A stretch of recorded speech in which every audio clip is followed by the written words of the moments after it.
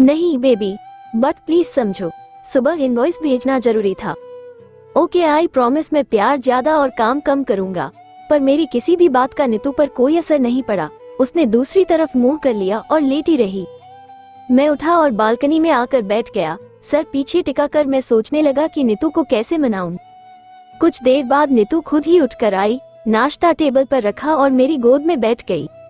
नीतू ने सबसे पहले मेरी गर्दन पर गुड मॉर्निंग वाली किसी दी और फिर मुस्कुराते हुए मुझे देखने लगी। आपको लगता है कि सिर्फ आप ही अच्छा ड्रामा कर सकते हो? नीतू ने मुझे मेरा वेगास में किया ड्रामा याद दिलाया, जिसे याद कर मैं हंस पड़ा। हमने वैसे ही बैठे बैठे नाश्ता किया। नीतू ने मेरी तरफ देखा और मुस्कुराई, पर आगे कुछ होता उसके पहले ही दरवाजे की बेल बज गई। नीतू ने उठकर दरवाजा खोला। एक आदमी आया था और फिर मुझे अगली आवाज ड्रिल की आई, जिसे सुन मैं फौरन हॉल में आया तो देखा कि वो आदमी हम दोनों के नाम की नेम प्लेट लगा रहा है। मिस्टर एंड मिसेस मौर्य एक शानदार फॉन्ट से लिखा हुआ था, जिसका ऑर्डर नीतू ने कल दे दिया था। अपना और नीतू का नाम देख मैं मुस्कुरा दिया और यही खुशी मुझे नीतू के चेहरे पर दिखी। शाम होने तक आस पड़ोसी आकर हमें मुबारकबाद देते रहे और मैं और नीतू सबकी खातिरदारी करते रहे। शाम होते ही हम दोनों तैयार हुए और मैंने तीनों को बारी बारी से कॉल किया। हमने कैब से तीनों को पिक किया और एक अच्छे रेस्टोरेंट में घुसे। नीतू ने सबका खाना ऑर्डर किया और साथ ही ड्रिंक्स भी।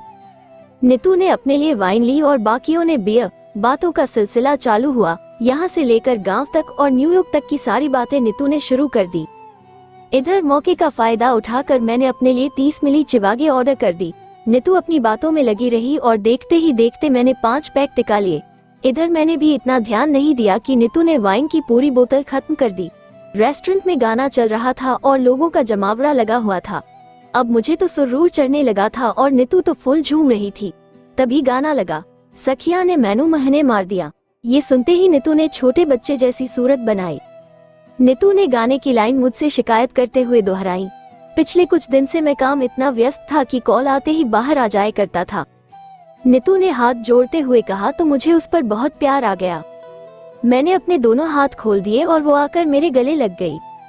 अभी अभी हम घूम कर आए हैं, अब आपको फिल्म देखना पसंद नहीं तो मैं क्या करूं? और रूठते तो आप इतना हो कि क्या बताऊं।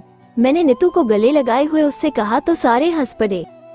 मैं और नीतू अब काफी चिपक कर बैठे थे और बाकी तीनों अलग अलग बैठे थे। नीतू के इस उमड़ रहे प्यार के कारण तीनों थोड़ा अनकंफर्टेबल हो रहे थे।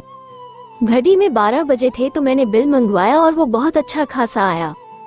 आकाश ने कैब बुक की और हमने पहले दोनों लड़के को छोड़ा। नीतू की दोस्त अब हॉस्टल नहीं जा सकती थी तो नीतू ने उसे हमारे घर रुकने को कहा। हम तीनों घर पहुंचे तो कैब से उतरते ही नीतू ने ड्रामा शुरू कर दिया।